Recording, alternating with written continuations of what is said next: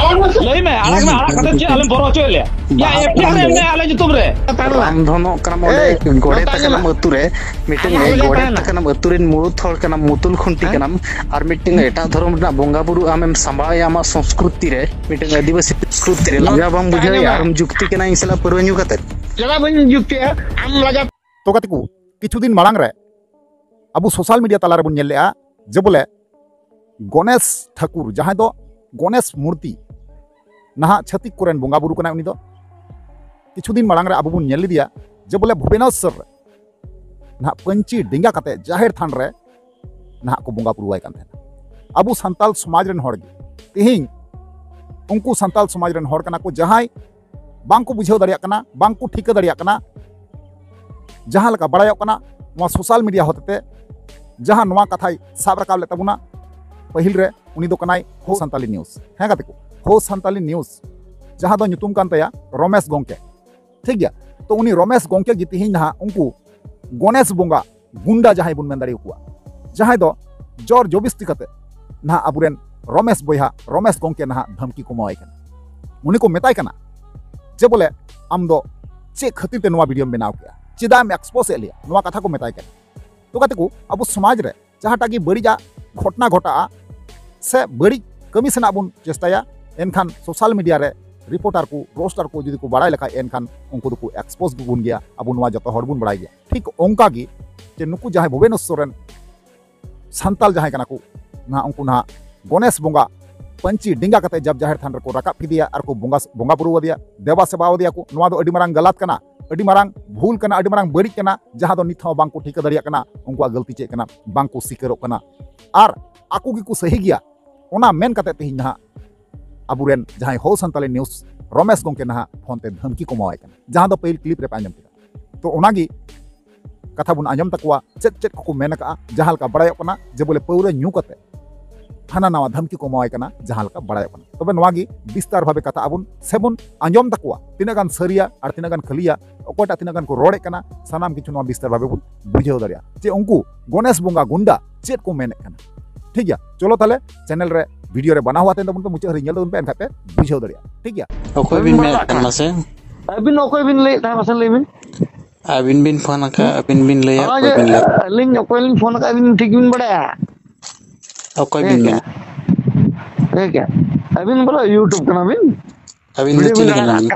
video बिन लड़ा कना तो मांग बड़ा कना समाचार जेत कना अबिन दो चिली कना बिन ते अबिन माने एलिन चिली कना अबिन मुझे कना माने एलिन चिली कना अबिन मुझे कना हैं अबिन YouTube बिन देखा कना पर हां हैं बांग चेत चिकान ते मासे चेत चिका तो बांग अबिन पर अबिन ले कना हol माने समाज जे बा हol माने गिदरा को दुल कना रास्ता ओना बाबिन ला कना ओकारे को दुल कना ओकार को दुल कना अबिन पर YouTube कना बाबिन ला कना सांताल गिदरा को दुल कना हर रे हैं अबिन बाबिन ला कना हैं अबिन बिन नेल दड़ेत को हैं अबिन बिन नेल दड़ेत को हन अबिन बिन बनाव के ना अबिन बिन बनाव का ताल मता बिन कना अबिन बिन बिना ला कना होला ये गुगल का बिन करा ला कना पे हिन उनको गिदर लगित पे बोंगा क्या गणेश बोंगा क्या पे अबिन ओकार बिन नो गणेश बोंगा रे पे बखण क्या हिन उनको गिदर लगित बखण ले पे अबिन ओकार बिन नो पे बखण ले अच्छे गिदर लगित अबिन ओकार बिन मन ला से कुली अबिन ओकार बिन मन नाम ले में अबिन ओकार बिन मन ला अबिन ओना स्कूल में होला का स्कूल में चलाव कना सा इन कुली बिन आम दो स्कूल में सेना कन बाम सेना कना स्कूल रे तो को लेयर में नाम दो ओड़ा रे बोंगा में सेन कते बांग आम स्कूल रे को लेयर में तन चे ओड़ा रे बोंगा आम स्कूल रे को लेयर में आम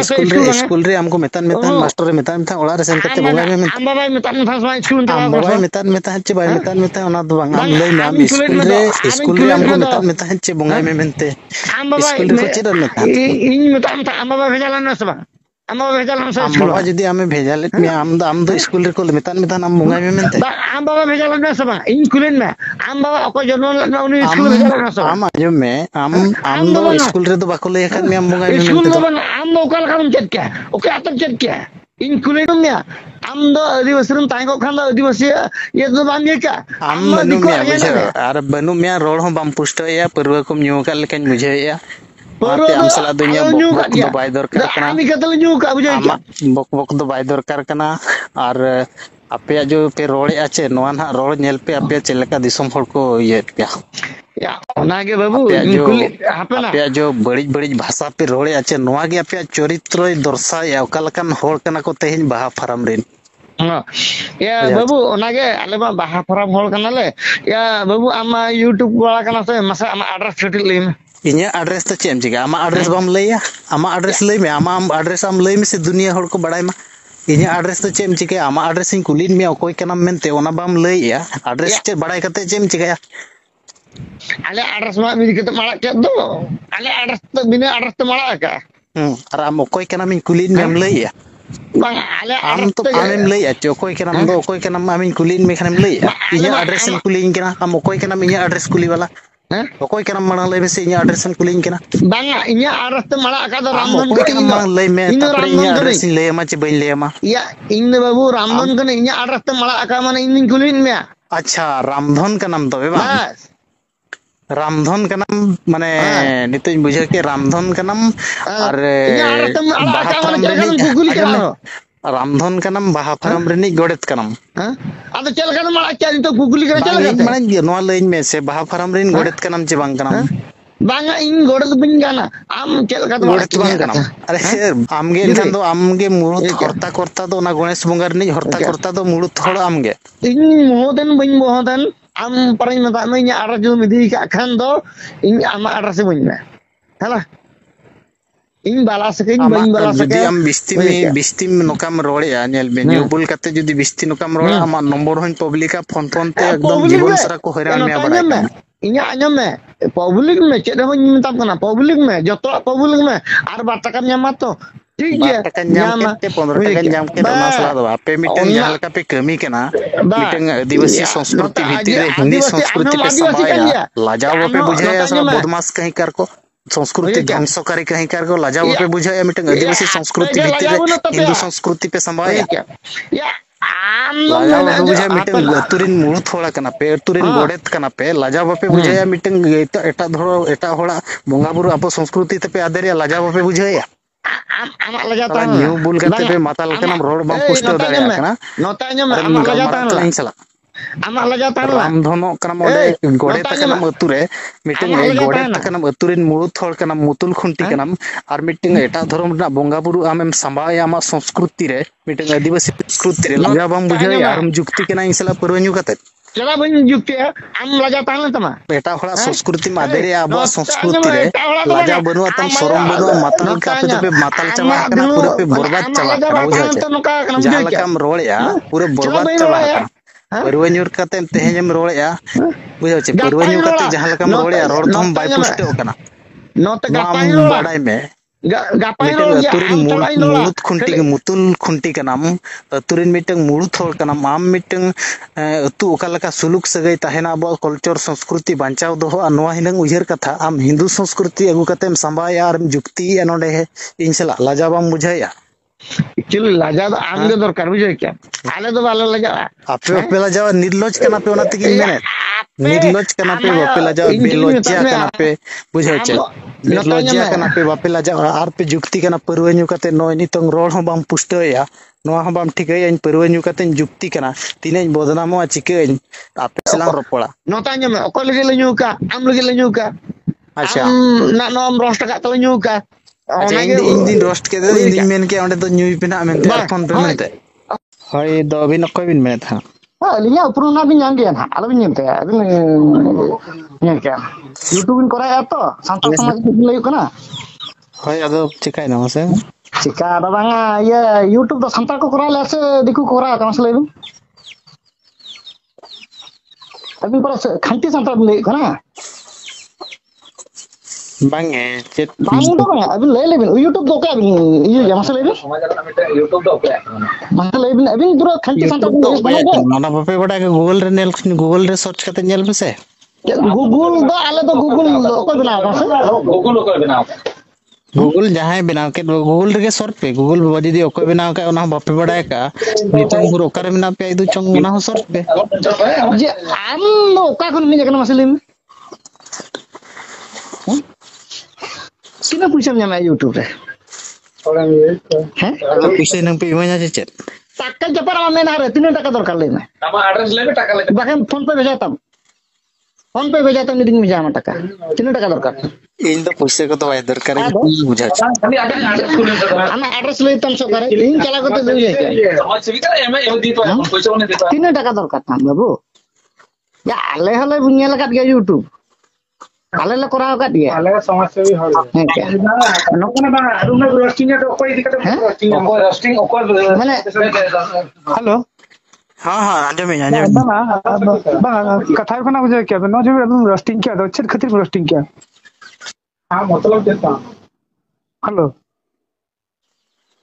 हेलो अरे नेल पे नोआ दो आपे जहां रोस्टिंग पे मैंने नोआ रोस्टिंग दो बांग कना एक्सपोजर ले माने चल का छेद खतिर ना ना बन बुझे नितो नेल बि नितो अबो कल्चर भितर रे हिंदुआ कल्चर जो बोलो हिजु कना और अबो दिन हड़ को गे ओका लगा को और खड़िया ओना बो अबो बा बुझे क्या अबिन तो माने सणा सणा हड़ को बिन ये को सब को रंगे को ये उनको बिन रोस्टिंग को हबे कल्चर उनको भी दिखाओ कना रंगे हड़ बांगे नितंग आपे मबे मैंने टाका पे चापा दा मेनते रेंगे गया बा आज में टाका चापा तो दूसरे कथा कना किंतु कथा हो कना माने जो ओको माने को रेंगे कमी को खड़ को ओको थान कना उनको भी नियर को से एक्सपोजर को से सणा सणा हड़ बिन एक्सपोजर को बिन बांग नेल बिन अलिन दो जेते बा नेल बिन तो बा अबिन ले बिन जे बा बांग होय ले एल कथा आंजो बिन अबिन आंजो बिन हड़ तो बोली एक्सपोजर को सेना सेना को और रेंगे को आपे आपे जदी मीटिंग अबो समाज ते मीटिंग अबो कल्चर भीतर ते हिंदुआ कल्चर पे और आदरे एनखान ले एक्सपोजर करते कथा हो कना जदी ओना भूल भाल हो कना अबिन जदी सावता सुसेरे कना में ठीक गया किंतु ओना जिनिस को नवा को नवा नोका जिनिस कना जेहेतु संताल कना बिन बड़ा गया को अरे नितो आपे आपे नितो पे ले आपे हमके सावता सुसेरे कन के दो आले तो सावता सुसेरे तो कना ले बा जदी सावता सुसेरे कन चला करे नितोंग के आपे रोले थे आंजो में ओना गाड़ा का तले तो अरे नितोंग इन रोले नितोंग के आपे पे रोपड़ कना आंजो में आपे पे ले आले हो सावता सुसेरे कन गेले या आंजो में सावता सुसेरे तो बांग करा ले बाबू आमेम ले सावता सुसेरे आम कना आले तो बांग करा ले सावता सुसेरे आले तो लाइक नितोंग के कथा पे ले क्या नितोंग के ले क्या आजो में आम लेका ये तो निजरा फायदा खातिर दो वाले ये निजरा फायदा खातिर दो अच्छा निजरा फायदा खातिर बांखान दो ओंडे मीटिंग नेल पे अबो कल्चर भीतर रे कल्चर संभाव खातिर ना दो पे फायदा हुई कना निजर कल्चर भीतर मीटिंग एटा होला कल्चर भीतर दो अभी देख बा तीन गोटा का अभी दाड़ा का नोना गरपा बाबू एक्सपोजर को तीनों दाड़े में आते बिना जारपा जार करूंगा उन बिना बिना बिना ये रास्ते को जारपा जाबे बिना एक्सपोजर को शूट तो को बोलन केना एने केना को जारपा जहर रेली एक्सपोज को अच्छे बोली एक्सपोज को और दो लिंग एक्सपोजर को ना बाबिन एक्सपोजर को बना चल खातिर बाबिन एक्सपोजर को चल खातिर बाबिन एक्सपोजर को बुझे के अबिन यूट्यूबर को ना बिन गोटा गोटा बिन ये सामसा चल खातिर बाबिन एक्सपोजर को आपे बांगे आपे चल खातिर बांगा ओना ना चल खातिर बाबिन एक्सपोजर को मसले बिन मा दाड़े बनो अंते बिना दाड़े बदु आचे मेना ओना दो आपे तिबे नेल का से बापे नेल का ओना दो बज मेने इन दज मेने आपे चेत पे कमी का ओना मांग तर्जुमा पे आले बांगा जुदे आले भूल ले कमी का आले भूल ले कमी का ठीक आले भूल पे कमी का खान पे स्वीकार तो आले भूल ले कमी का ओना कथा या कर सवांगा आपे जुदे पे बेना हो आले भूल ले कमी का स्वीकार के खान पे चवाय ना कथा संताल को उना को हरियाणा कना ओकाल माने संताल मा गोटा अब आले नोडे भुवनेश्वर दालो मजुआ इन मेने दिन ओडे रायरमपुर से रूमटा करे ये कना ओना को उकुर बापे मिटन बापे एक्सपोजर आपे नेल पे से वीडियो नेल पे वीडियो तो नेल तले हलामो कना आले तो आम तो तीना कथा बापे रोड़ा तीना दिन रे गिद्रे कना या आम तो जदी वीडियो नेल का तो हलामो कान तो बापे मेना हिडंग रूमटा कथा जहां पे मेने रूमटा ना वीडियो नेल पे से कोई मांगे एक्सपोजर कर नेला लाटेट रे थाना चश्मा हरो का बुझाय क्या वीडियो कोना लाटेट रे चश्मा हरो का कना से चल का बुझाय क्या आपे रूमटा ना कथा पे मेने रूमटा ना वीडियो तो नेल पे से आपे लगे आप जो गणेश पूंगा करे हरो कते तो बाले नहीं कना या हो आप तो लास्ट तो ये कर लो या आपे तो मंत्री ठन पे नहीं जा मंत्री तायम रे ओकर मंत्री है जो नेता ठन ओंडे पे नहीं जा रे दोनों के बाले एनकरेज को हर को दो गणेश पूंगा पे नहीं कम मंत्री ले लो मा ओकर चले से आपे ओंडे पे नहीं आले तो पूरा सम्मान ले आले तो चांद बंगा कान तले चोना तले नहीं जा माने गणेश पूंगा रे आपे गणेश पूंगा दा पे चांद बंगा कनाय आले बंगा कान तले अच्छा आपे बंगा कनाय है माने बाहा फार्म रिन हरिज बंगा कनाय तो बाहा फार्म रिन तो बंगा इनी केना बंगा अच्छा आलिज कनाय नितो के मेने आपे कनाय मेनते या आली कना आले कोड़ा जतकी बना ले बापराम रे कोड़ा आली कना जतो कना अच्छा आपे बंगा कना एनखान बांग नांगा आमी दो चिली बंगा ताम आम दो चिली बंगा ताम इनी तो बंगा तो बांग कना बुझाचा बा आम तो चिली ताम बंगा आम तो कोड़ा अरे ओपन बंगा कना मसिन कुली तो भेगर गया को इनी तो बेकार गया को बंगा ओना तो आपे तो चिदा ग्यार को कना को गाम लांग चटू गाम भाग्यारो कान तमा को आमरिन बंगा तो ओटे अल्लाह अल्लाह हां केना येलो हां बांग बा नो जहां को पे रोड़े आचे नो को ना आड़ा गया वायरल आग में आग कते तो या आम खाली ले आले और आम टेंशन कते बाइट ले आम तो का लई में आग में आग कते जे आले बरो चले या एफआर में आले जो तुमरे बाहा फार्म में होड़ को दिन बाहा फार्म में कोई बंगा दो ही कनाय गणेश बंगा या आजो में आले आजो में बांगे नवा पे मेन क्या तो नवा के पापे प्रमाण कना तो बाहा फार्म रिन होड़ कोई बंगा तो गणेश बंगा कनाय आजो में ओपनली चैलेंजिंग माम कना आम सेन खातर इन ठन खन बाइट इदी में हागा नोई नो सालखान मुर्गु चला कना जहां की ले है दा तबरो ये हांडी तो बाबू में हां आजो में इन ओपनली चैलेंजिंग माम कना आम सामना रे सेन खातर बाइट इमा ओना आड़ाग में बड़ा सालखान मुर्गु चला सालखान बाइट तो बड़ी ढेर हुईन गया जहां तिरन के रोड करते बाइट तो बड़ी ढेर मोने मेना ताम खान उपरो मेना इन बका इन यूट्यूब रे केस में एफआरएम में थाना रे को इदिnya nyapa malang ende na bang una do FRM भर कर चिली का सेगल मिया का सालखान मुर्गु सालखान कोड़ा कना पी दारे कोड़ा में ना तमा तो आरा साला मसा इन नेले में कोड़ा कना पी है नोना है न्याड़ा के नोआ जहां का भाषा पे रोड का नो आमा लोकेशन आया मसा लोकेशन नोआ हो लई तरा गया तो बाहा फार्म रिन होड़ तो नोआ को मेनिया आ कोई बंगा तो गणेश बताया मान ले से हम जहां पे थे जहां पे बंगा किया नो तो आपे कना चे दिकुआ कना आलेया एन हुइन दिकुआ हुइन आले परंपरा मांग खन ले बंगा गु का ले बंगा आले अच्छा मांग खन पे बंगा गु का हां स्कूल करे खन ले बंगा गु का ले बंगा आले अच्छा हां ठीक गया तब